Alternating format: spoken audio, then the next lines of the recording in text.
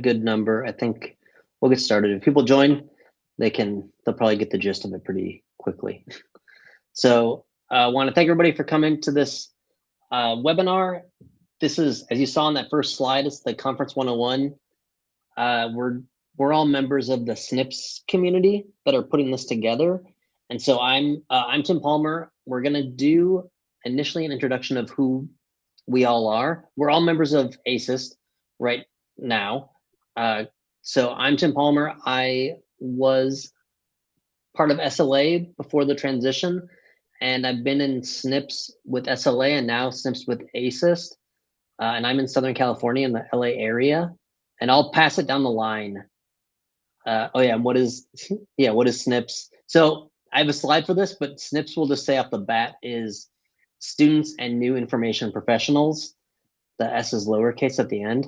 And there'll be a slide showing you that too. We're a community on the ASIS iConnect page and just a community in ASIS as a whole. So I'm Tim Palmer. I'm gonna send it to Aaron Gray. Hey, thanks, Tim. My name is Aaron Gray. Just like Tim, I was a member with SNPs in SLA and now with ASIS. I am based in North Carolina. I work in an academic library. I've been to this conference twice. I'll just go ahead and throw that out. I've been to this conference twice, and I was a scholarship winner a couple of years ago, and Tim and a couple other people were scholarship winners either last year or the previous year. So that's me. Yeah, all of us have been scholarship winners in the last couple of years. Laura, if you want to introduce yourself. Hi, I'm Laura. I'm in LA, California. I too part of SLA. I was a part of the student chapter at San Jose State when I was in my MLS program.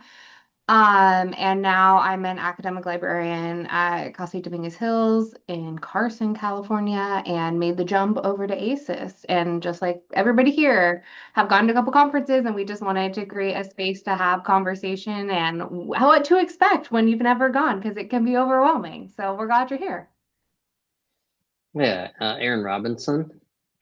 Hi, I'm Erin Robinson, and I was part of the SLA student chapter at San Jose State, and then the California community through SLA, and also SNPs, and then transfer everything on over to ASIS. And I'm currently a librarian at Cal State Northridge, and I think that's about it. So yeah. And I will hand it on over to Craig. Thank you, Erin. Hello, my name is Craig Moore. I'm in my final semester of my Master of Science in Information Technology at Florida State University, which is also where I work. I joined SNPs last year at the final SLA conference in Pittsburgh. Really looking forward to presenting for my first time this summer in Albuquerque. So it'll be my first time presenting at a conference. Super excited to be here, get to know some of you unfamiliar names, and to see some familiar faces as well. Thanks. So that is all of us. We're each going to be presenting a slide or two on a different section of what we're talking about planning for the conference. And you're all here for this, so you already know what this is, but I feel like I should say that ASIS is the Association for Information Science and Technology, just in case you happen to not know. Now you know. And we'll just glance at our agenda. So we're going to talk about preparing for the conference. We're going to talk about navigating the conference, talk about maximizing your experience. We'll talk some more about after the conference, and then we're just going to have questions and tips. But again, throw in any questions in the chat or vocalize them at any time during the conversation more than presentation is the idea. Yeah. And Tim, we already have one question in the chat. Yeah. So it's someone is asking, is it so heavily academic? I think that's coming from majority of us working at academic that spoke, just introduced ourselves. Or will there be attendees from other libraries types? It is not all going to be academic. There are a good portion of people from academic, but they're very specialized in academic necessarily. So it might be from special collections, or it might be a law library at an academic university, but there are a lot of other librarians that are going to be those in the corporate field, and solo librarians where they're working just by themselves. There's people from pharmaceuticals, there's military libraries, there's all different types of people. So it's not just academic. We just all happen to have some connection, for the most part, to an academic library currently. Yeah, that's correct. You can go to the next slide for me, Laura. So here's the big reveal, but it doesn't work to do it, the reveal, after it started. So SNPs is the Students and Information Professionals. Most of us have joined while we were still students, or maybe just starting out in the field. It really can, I think it's supposed to be up to 5 years of new career. So you can have gotten started, but still are, getting your footing. And that's when SNPs is something to really be part of. And we all met through this organization, this community. So it's been really amazing. So I also just wanted to share briefly some of the other resources that are on just the ASIS website as a whole that you could utilize if you wanted to. So there's the SNPs community on iConnect. That's where those of us in the SNPs community will post maybe things for like this webinar or other get-togethers or events, or you can share anything on there. You can just introduce yourself on there, and it's just via the iConnect section of ASIS. And I'll put some links in once I'm done with my part. I'll throw some links into the chat related to this. But there's also mentoring available with something called Member Match, where you can sign up to be a mentee and then search through a directory of people who have signed up to be mentors. And that can be a good way to maybe find some inroads into ASIS and into the field at large. There are a lot of free webinars for members. They just show up in the events page. There have been a few lately on author talks, where authors talk about maybe a book or a paper they've written and how it relates to information or libraries or data. It's really interesting, and they are just totally free registration, free attendance, and many of them are recorded and then made available later on too for members. And then there's also a career page that includes advice from leaders in the field. That there's probably about 20 individuals on the page, and it's just like a kind of a brief bio with some advice for people maybe starting out in the field, curious about, what is it like to work in metadata? What is it like to work in this aspect of the field? And they just kind of briefly share their experiences, which I think is pretty cool. And so you could, before you even, maybe if you want to do a mentorship, you can maybe go through there first and be like, oh, this is really interesting to me. This person is really interesting, and kind of take it that way. And then SNPs is more really peer-to-peer is how we're built, like peer-to-peer connection and peer-to-peer community. So that is it from me for now. And I'll post some links in the chat related to those things while others are going. Thank you. Yeah, we have a question. Go ahead, Ashley. Hi. I don't want to derail the conversation, but I'm just wondering if anyone has done a mentorship here, or if they could just briefly talk about it for a second, or if we have time for that. Go ahead, Tim. I think because we're all relatively new to ASIS, we have not taken advantage of that yet. We were moving over from SLA. There was a lot of focus on the iConnect side and kind of the community side. And a lot of these resources are on the main ASIS page. So I've not taken advantage of it. I don't think the other three have, but it's something that I'm definitely going to look into, because I've done mentorship programs at other organizations, and they're always beneficial and they're always unique in their own way. So I feel like this one, because it's not like you have to apply it this time and only at this time. It's kind of a rolling directory of people willing to be mentors. I think that's a really great way to approach it. That's like a non-answer to the question, sorry.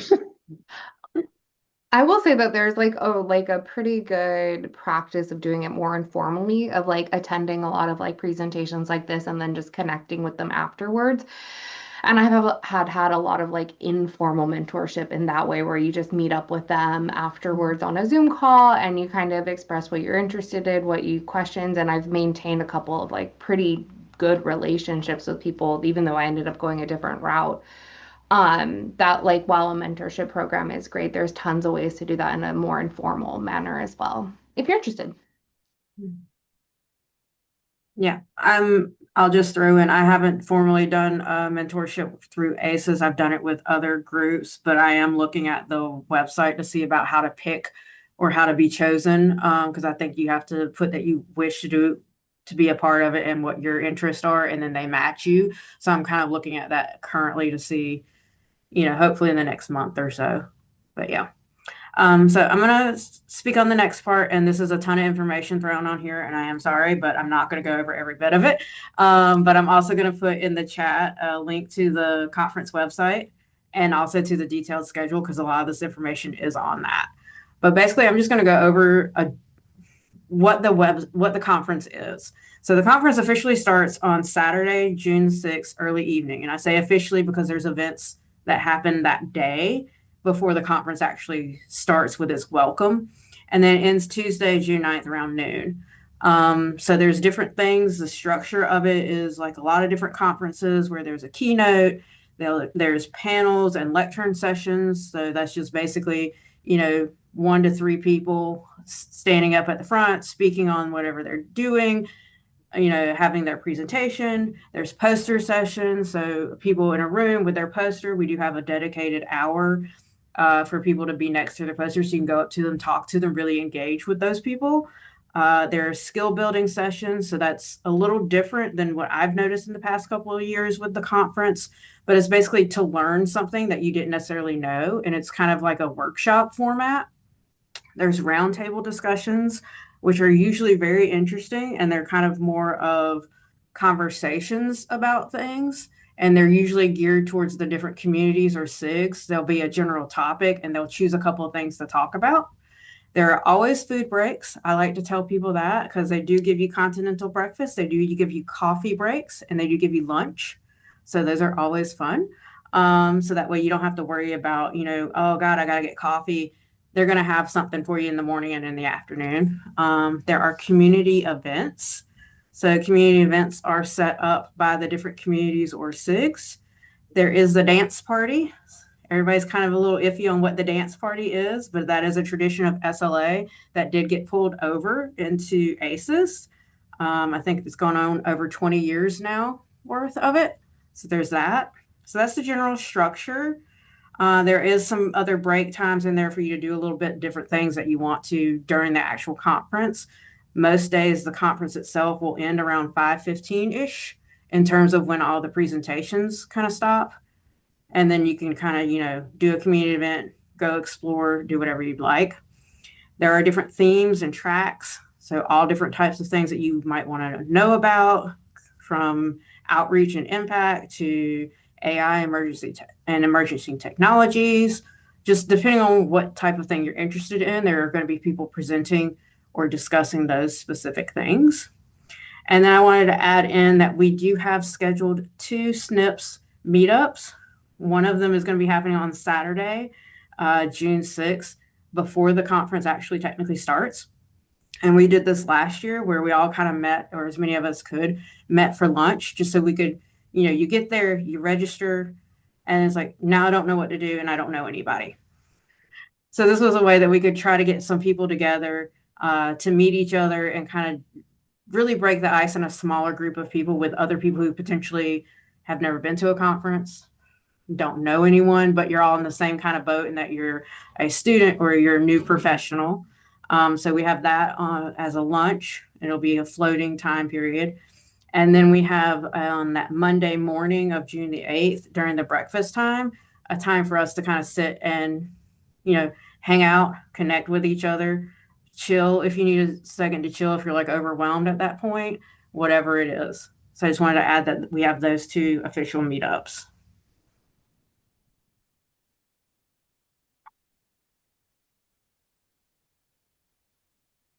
All right. And so preparing for before the conference, it's the when and the where. So you're going to want to register ahead of time and try to get that early bird rate if possible. Also be aware that there are scholarships available to attend conferences. Just have to look at those deadlines and make sure you get your application in on time.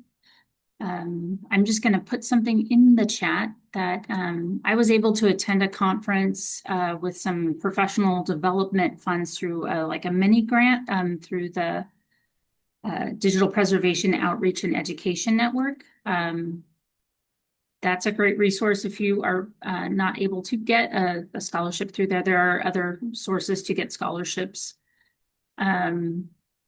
Looking at the travel, most of the times the organization, ASIS, will block a certain set of rooms aside and make it so that most of the people attending the conference are centrally located in one spot. It's good to try to book and have that kind of camaraderie, at least with the other conference goers, and also your airfare and everything else. And I know in some cases, people are still able to get some funding through their organization. So definitely prepare for that. I was gonna see, maybe Aaron Gray knows if you know the app for the conference schedule. Thank you. Yes, there is an app. It is with the WOVA app. They are a company that do apps for all different types of events, and you just have to download it. If you once you've registered for the conference, I think you probably will get an email stating that, hey, this is the app that we are using. Feel free to download, create your account if you don't already have one. And so what that app will have is it has all different things about this, from the schedule to icebreakers to writing in meetups, writing in if you need a ride share to see if someone else is maybe going to the same place you are, all different kinds of things. I do believe that in the past at other conferences I've been to that use WOVA, it's a way for the presenters to interact with attendees at the same time. So they'll put in questions about, what they're presenting on, and it's a way for them to get feedback as well. But it is going to be with the WOVA, which I put in the chat, which is WHOVA. Yeah, and I'll say I found it super helpful at the last 2 conferences, because you can also kind of, if people sign up for it, they'll all their names will be in there. And so if you meet someone, you're like, oh, I just met Aaron Gray, you can go in there and kind of like star her name so that I don't have to try and remember her name or have to write it down somewhere. I can just have it there. Then I can go back to the end of the conference and be like, here are all the people that I met, and then follow up from there. Because a lot of people will also have their information on there, so you can message them or email them if you feel so inclined. So you don't have to do it all right there during the conference. It gives you a little time after the fact. Thank you for those tips, Tim. I appreciate it. Also with travel and accommodation planning, I know my school last year, I went to the SLA conference on a travel grant from my school. So if you're a student, definitely see if your school has something like that budgeted for the students to attend professional conferences. And then kind of going back to what Aaron Gray was talking about, the schedule, reviewing the program and selecting sessions. It's good to kind of have a good feel for that. I always recommend people too that when you're looking at a schedule, if you can't decide between 2, mark both, because if you get into that first session that you think you really want to attend, but it's not quite what you think of it's like, so just step out and go into that other one. That would be a great thing to do. And it looks like Aaron Gray also added that state libraries also often have professional development grants that you can apply for. So it's out there. You just got to look and you got to ask for it. So yeah, it's great resources. And creating a personal schedule. So I always tell people, like, you get a schedule going, you have everything marked that you want to see. Maybe you run across a speaker that you thought, well, I really like them in that first session, and the next day they're presenting too, you might want to attend that session too and switch out. So creating your own personal schedule, but also keep in mind that you want some time to like decompress too. So it's not bad to miss a session to go out and take a walk. If none of the sessions there, interest you, go out and take a walk or network with somebody that's in the hallway, or I'm sure there's going to be sponsors there with tables. Go and see what those sponsors have to offer, or grab a coffee or grab a snack, or just, take some time to not overwhelm yourself. So that was one tip someone gave me, and it was hugely important. So the next part is the why and the who. So, setting your own personal goals. Why are you going to this conference? Are you going for learning, networking, and career exploration to see what other kind of libraries are out there, or different professions, information professions are out there? The first conference I attended, the SLA one, was amazing because I hadn't realized there was military libraries out there, and it was just fascinating to hear them talk about their work. Let's see what else.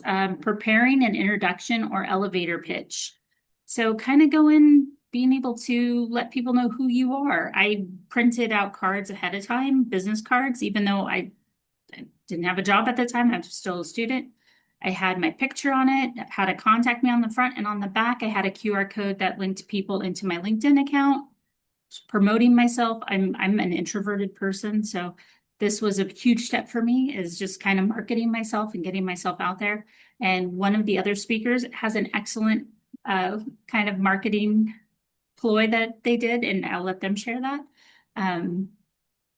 But just kind of think about that before you go to the conference. The when, the where. So when is it? Where is it? The what is going to be at the conference? And then the why. Why am I going there personally? And who am I going to meet, or who do I want people to know who I am, and let them know, like, I'm available to work, or this really fascinated me. Does your company offer internships? Just kind of have to get out there and ask. And a lot of the asking on the one-on-one is a lot easier than, I don't know, I'd say in a larger group. So I find that SLA was a great community for the one-on-one. Is there any questions that I'm missing? Because my screen is up. Let's see.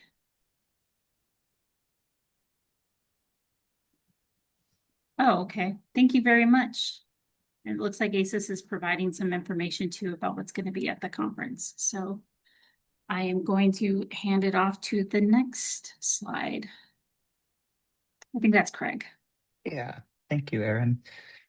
All right, so once you're actually at the conference, Erin did a great job of outlining a lot of the considerations you want to make for picking your sessions that you'd like to attend, and especially setting that schedule for yourself and favoriting sessions and whatnot. But I would recommend just building in a good amount of flexibility.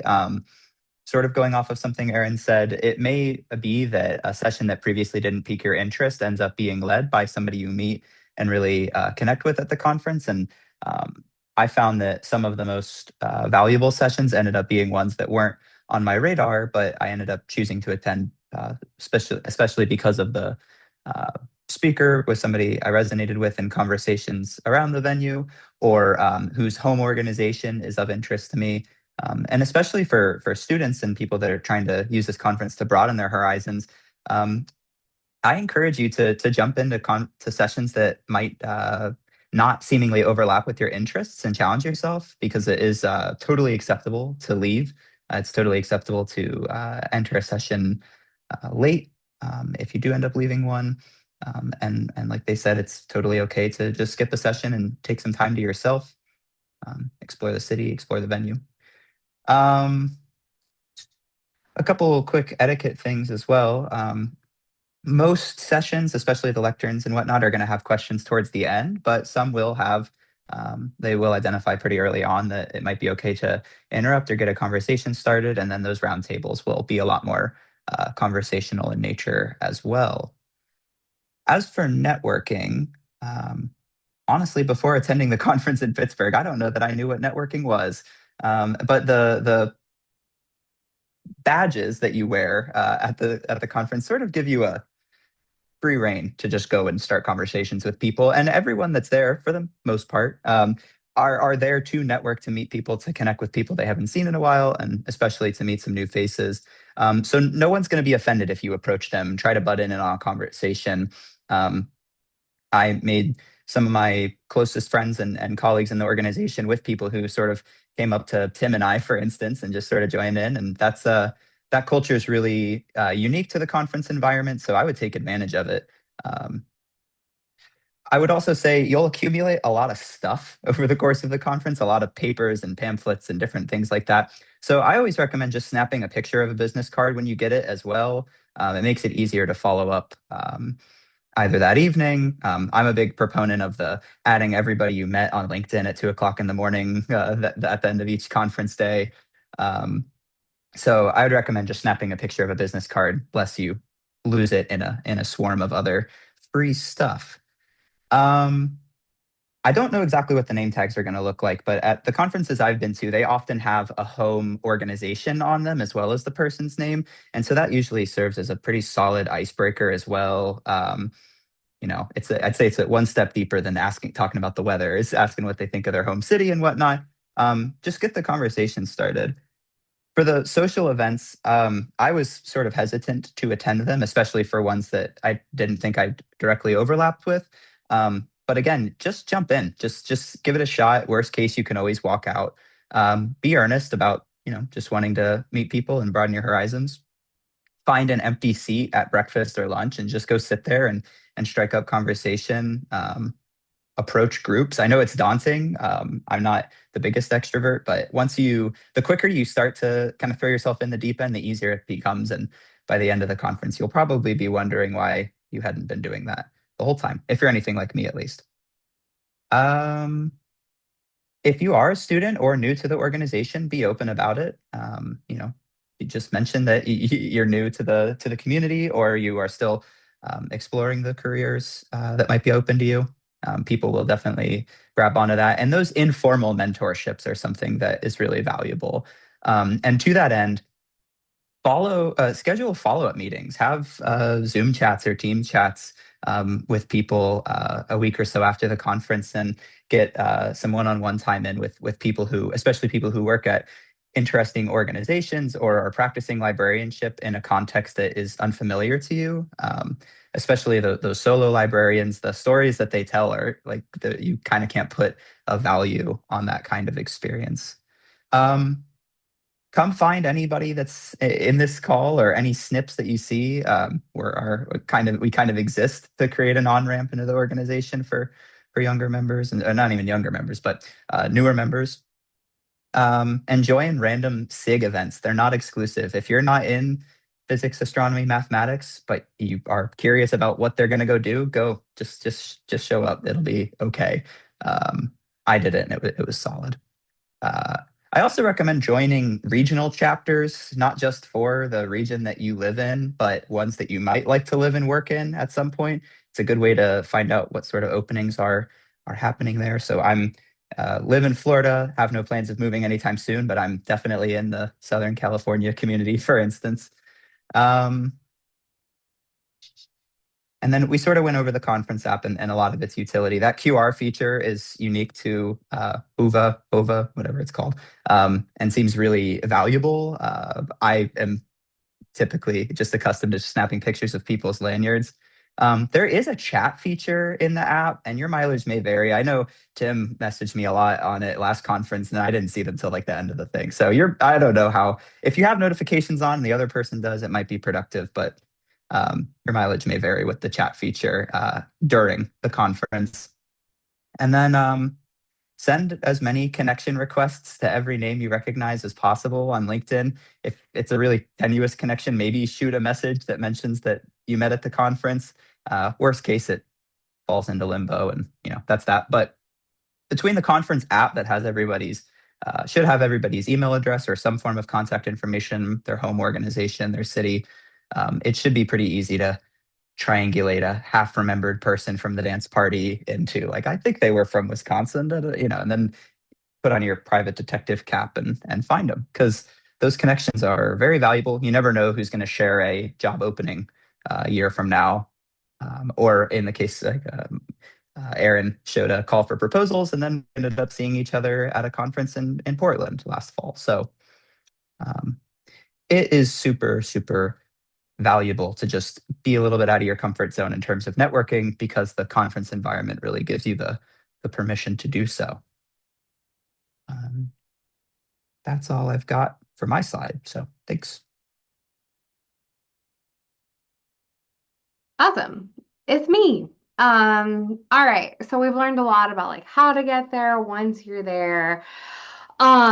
I want to talk about how to like maximize, like get the most bang for your buck, because I like to do the least amount of effort for the most amount of payoff.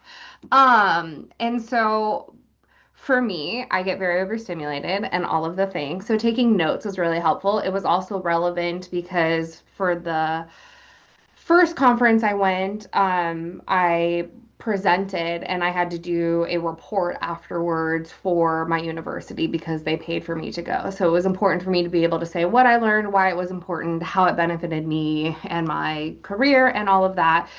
And as much as I like to think I can remember everything, I can't anymore. My brain's like, haha, not anymore.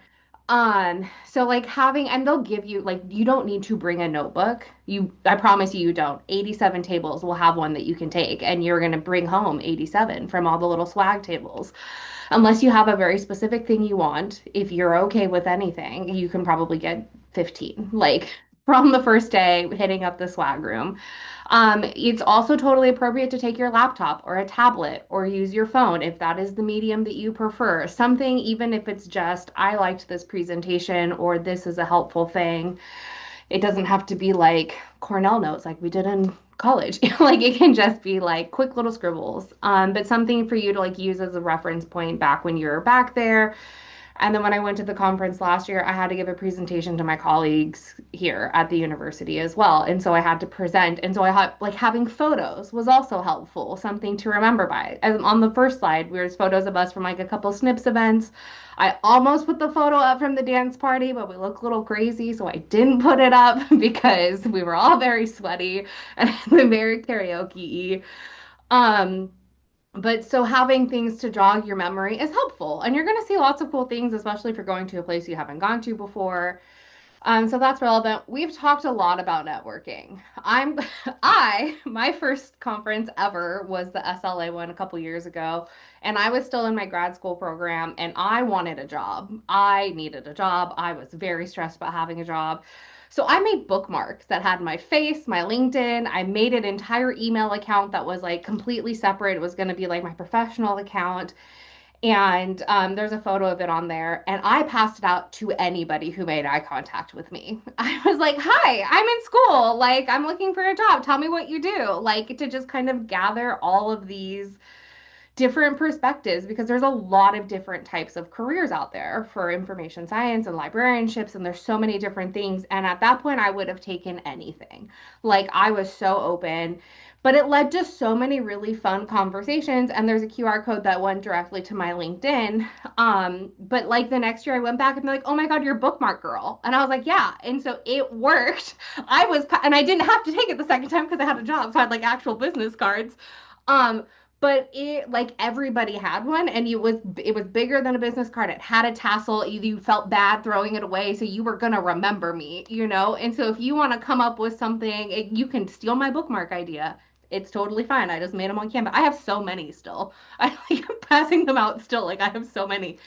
But it works, and people like added me on LinkedIn, and they're like, your bookmarks were so funny. Like that was so creative, and it like was an association thing. And I went to a presentation, and there was the dean of a university that was like my dream university to work at. And I went up to her and I said, I want to work at where you work. This is what my background is. This is my card. And she actually emailed me when they had a position open up. I didn't get it. But like she remembered me and sent me an email like, hey, we're hiring for this.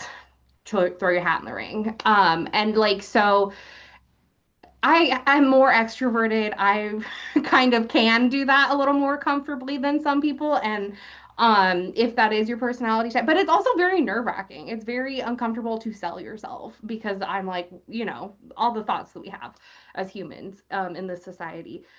But like nobody made me feel bad or embarrassed about it, right? Like that is the beauty of librarianship is like we all want everybody to succeed. Like this is the type of community feel that has just been, especially at all of these conferences. I can say that I've had different experiences at different conferences, but like this one specifically is a very safe environment. It is very welcoming for newer professionals. It is very welcoming for students. It is very welcoming for people that are like me changing careers halfway through their life. Like it is my background did not really translate well, but it was a conversation starter. And like, you know, and I would talk to people and it was very interesting. And taking breaks was really important for me because I felt like I was like so much like putting on a show of like, you should remember me.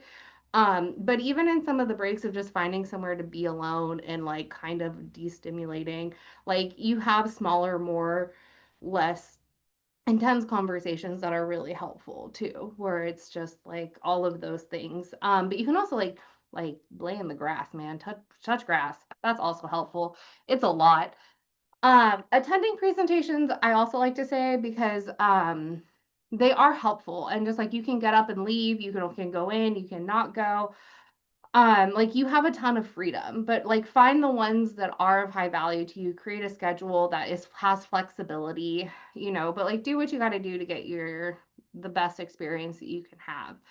Um, there's tons of different like ways you are gonna have you're gonna get the experience out of it as to, like what you put into it. Like the pieces are there, right? Like you don't have to go to the social hours, you don't have to do any networking, you don't have to do any of that. You can go do your one presentation or you can go sit in one presentation and then not do anything else, and like that is a choice, right? Like you get to have complete autonomy. So but it's I'm a big believer if you get it you get out what you put in. So keep that in mind. But yeah, so that is a lot of that. And I think that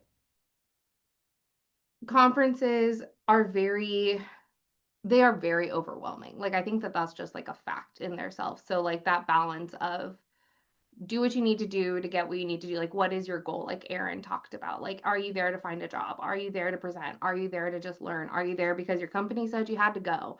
Are you there because you want to try something new or learn something and like get clear as to like why you're doing it?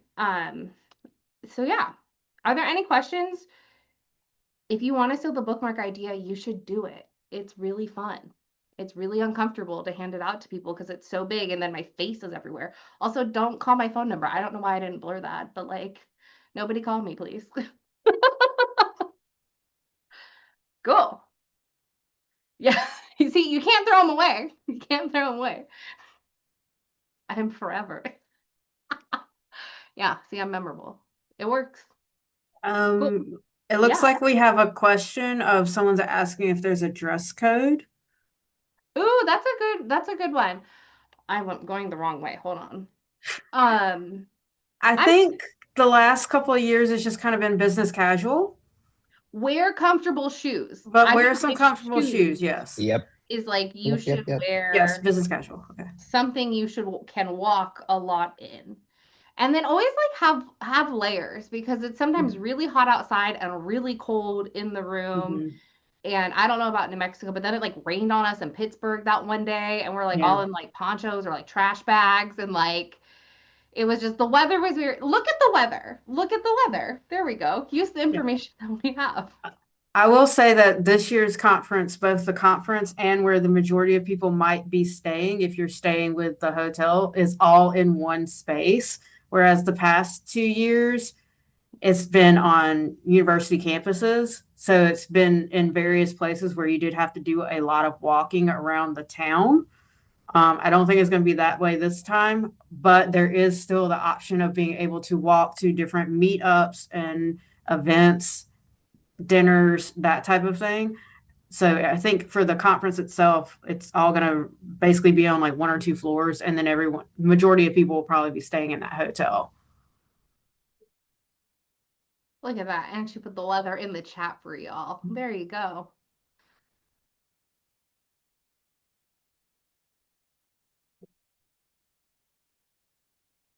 I think this is like all of us. So if anybody has any specifically they want to chime in on, but I think that we've talked a lot about like following up with connections if you have a presentation that you have to do per requirement. those are important. But like it's like Craig talked about taking photos, like the app is going to have a list of it. Like it's worth it to just, even if you, the bare minimum, add them on LinkedIn so you can like have access to them later. But if there's people that you really want to build connections, send them an email, send them a message on LinkedIn, like do something a little bit more personal. It would be my takeaway, but somebody is going to talk about the scholarship recipient requirements, and it's not me. I think it'll be me. Mhm. So with the scholarships in the past, there's been either you do a write-up for the publication, which in theory means you can be published before you are published for a research paper or something. And then there's also usually been a webinar where it's kind of talking about the experience of attending the conference. Oftentimes, scholarship winners, it's their first time attending the conference. So I did that my year. I helped run the webinar, so I moderated it, and that's how I met Aaron Gray. Was doing that, and then I moderated it the next year too. And really, even if you're not a scholarship winner, it's a great way to engage with some peers that maybe you met at the conference, maybe you didn't meet at the conference, maybe you just want to know who they are at large, because it's a same as this. It's a very more informal, just talking about the experience, talking about pros and cons, highs and lows, benefits, all of those types of things, and it really is rewarding because it lets you, as someone presenting as a scholarship winner, reflect back on it, but it lets anyone attending reflect back on the experience of going to the conference. And if you've been going to conferences for a long time, maybe you're a little bit jaded about it. And this kind of lets you remember what it was like when you were maybe starting off going to conferences and how engaging and fun that can be. So the scholarship requirements are requirements, but they're really things to help you kind of get engaged more in the organization post the conference. The other requirement is to join a committee. And so me and Aaron Gray both joined the conference committee because we had enjoyed the conference so much. And then Craig also joined the conference committee after last year winning the scholarship. So now all three of us are on the conference committee together. And Aaron Robinson and Laura, do you want to talk about what committees or anything about post-conference for the scholarship requirements? Sure. I was on the community revitalizations before the merger.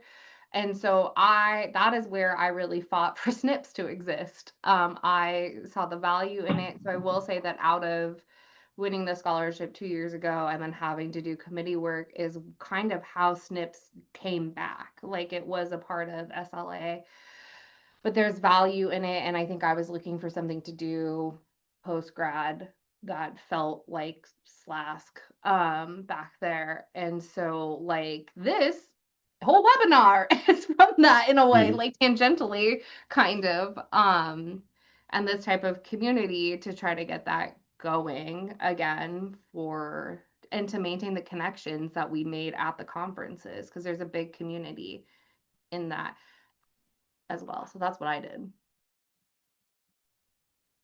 And I'd say that I was part of SLA SNPs before it was like on a hiatus, and then definitely involved when it came back.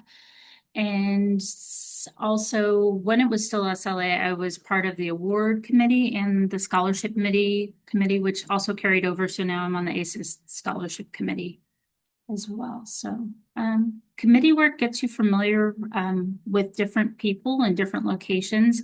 Most of the people on the scholarship committee through SLA, we had one member that was in Singapore, one that was in London, and this year we have one that I believe is in Amsterdam and another that's in London this year with ASIS. So having that international connection's been really great too. So I definitely, even if it's not a requirement, definitely join a committee and get on there and learn through other professionals what's going on in the field. So yeah, it's great. So I can't suggest it enough. And also you get to make wonderful connections. Like everyone that's on this webinar today has been great. And yeah, I get to see them multiple times, so it's lovely.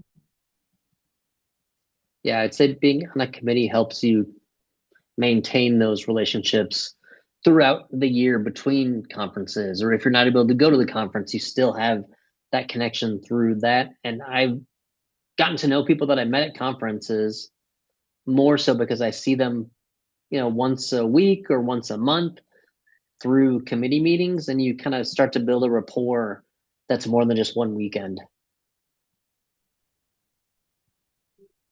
And I would say being on committees has this past year put me into being on other kind of panels for webinars for different groups of people, because of some of the committee members that I work with on the conference committee do different series with LIS programs. And so when they do it in different states that they have connections with, they try to find someone who is from that state, potentially went to the school that they're going to be speaking to. And then they reached out to me and said, hey, you're from North Carolina. We're going to be doing this presentation for special libraries at this school. Would you like to, be a part of it? And told me when it would be.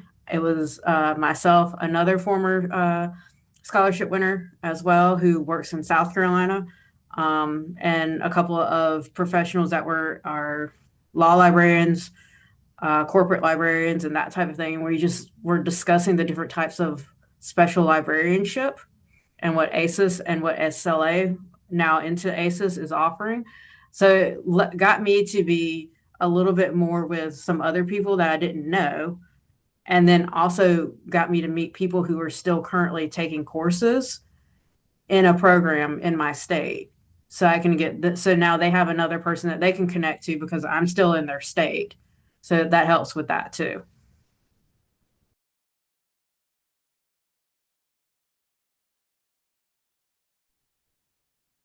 Awesome.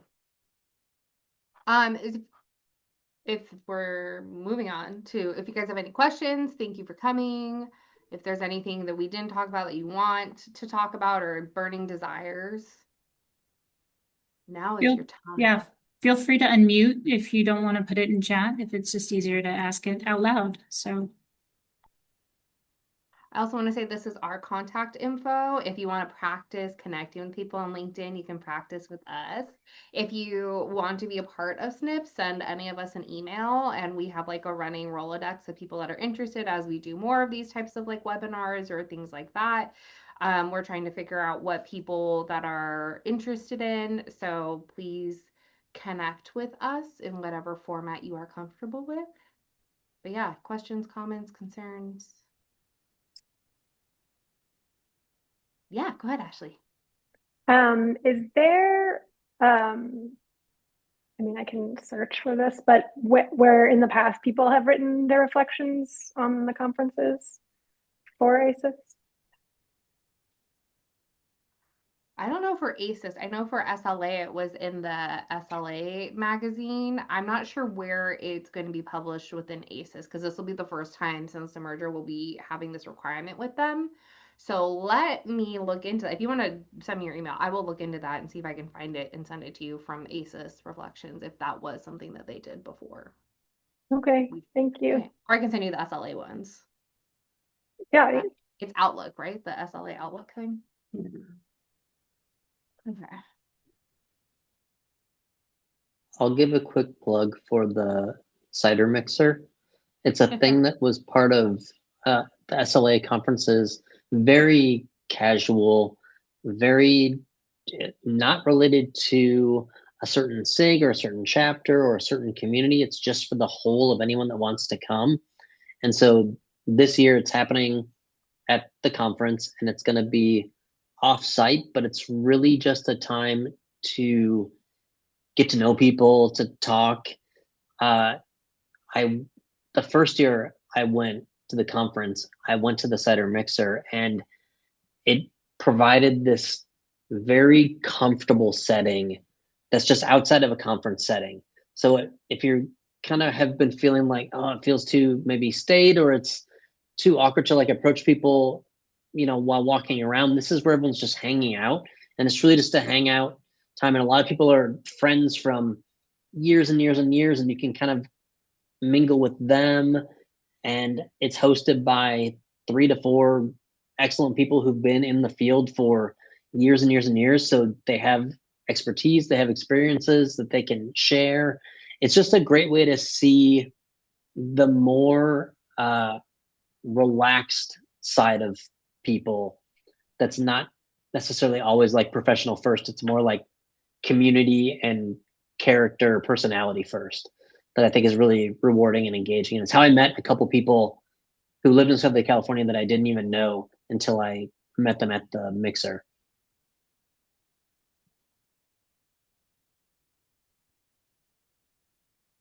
Yeah, those I are want to fun. make a little plug too, for anyone attending a conference for the first time. And if you see a call for proposals, I highly recommend presenting a poster at a conference as a new attendee. It's not as daunting as having to sit on a panel or to give a presentation yourself.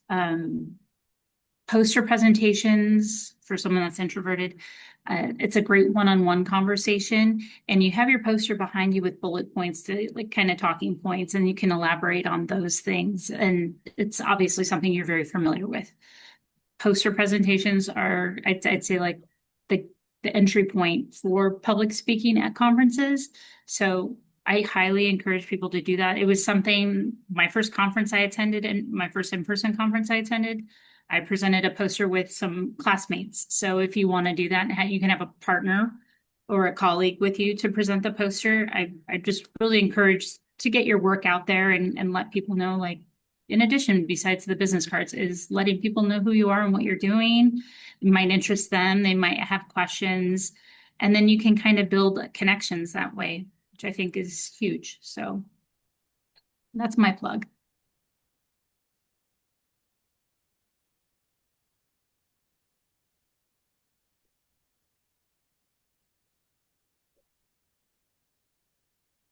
Awesome. Well, thank you for coming. Thanks for listening. Hopefully you learned something new and all of that. We appreciate you being here.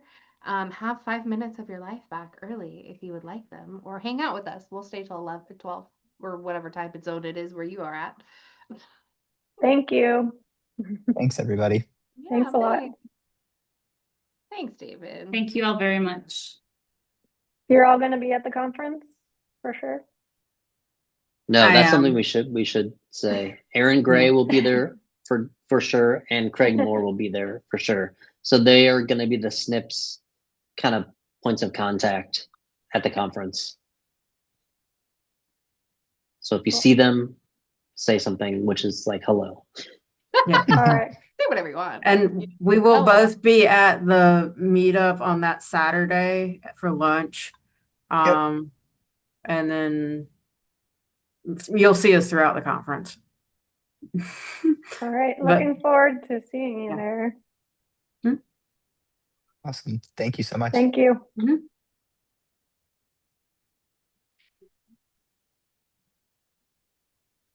Go team. I'm gonna stop sharing my screen because I think I see Bill is still on. Hey, Bill. I was about to say, I think it's just I'm going to go ahead and stop the recording. good. Yeah.